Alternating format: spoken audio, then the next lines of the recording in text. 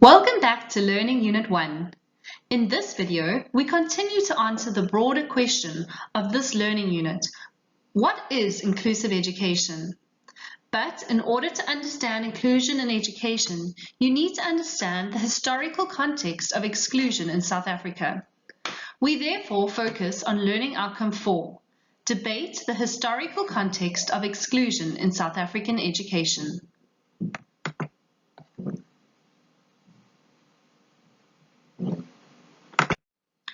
Let's look at a timeline of key events in South Africa's education system. This will assist you in the understanding and the build-up of inclusive education. What this video will highlight is that inclusive education in South Africa has to be understood against a history of social oppression and exclusion. Let's take a look. The first formal schools in South Africa were established during the period of Dutch colonization between 1652 and 1795. These schools were under the direct control of the church, with the purpose of teaching people to read the Bible. They were known as mission schools. Under the British occupation from 1806, a formal schooling system was established in South Africa, with state schools providing free and compulsory education. These schools were for white learners only. Schools of this time also contributed to creating class differences through their curricula. Some schools offered well-resourced academic education based on European-type curricula. Others had limited funds, poor facilities, and poorly trained teachers, which contributed to low educational outcomes. Furthermore, education at the time offered different experiences of the curriculum, as it prepared females for domestic life and males for jobs in religion and teaching. For many South African children, opportunities for schooling during this time were limited or non-existent. In the early 1900s, the Education Department became involved in specialized education for the first time and put forward the Vocational Education and Special Education Act 29 of 1928. This meant that the Union Education Department could establish special schools for white learners with physical impairments. Since there was still no compulsory education of black learners at this stage, there were no schools for black learners with physical impairments.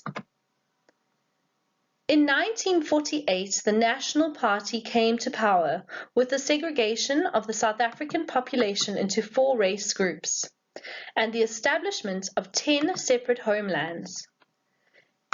In 1953, the nationalist government passed the Bantu Education Act.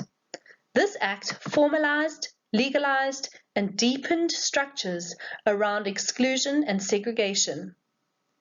It created racially separate education departments for each of South African population groups, at this time termed whites, Indians, coloreds, and blacks. The education for blacks was controlled by the Department of Bantu Education and was further separated along the lines of ethnicity. Segregation, discrimination, and exclusion were very evident at this time.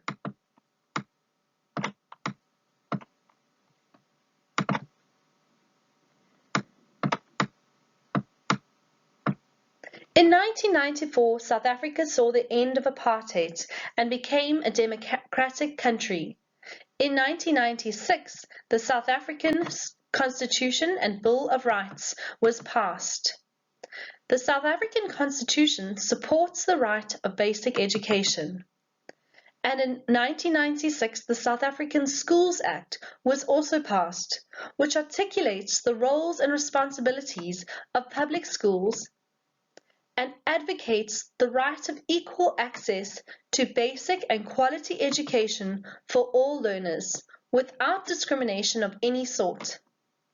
No learner may therefore be denied admission to an ordinary school on any grounds, including grounds of disability, language, learning difficulty, or pregnancy.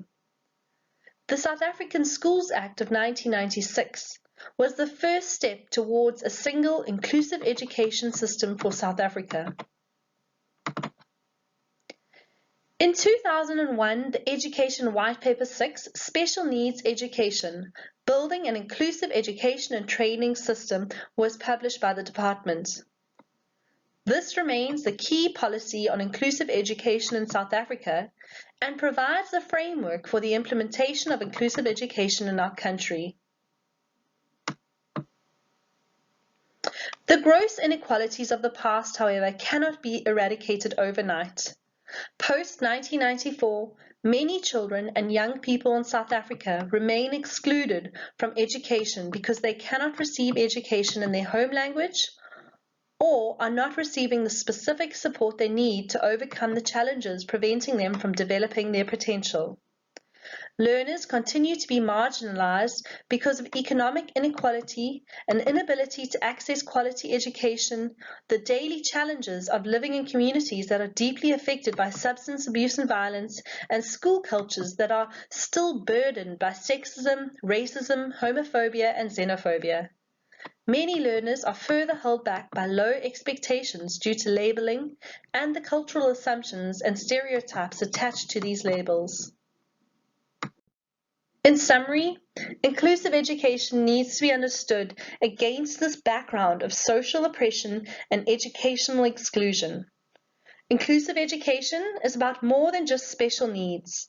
It's about access to education for all South African children.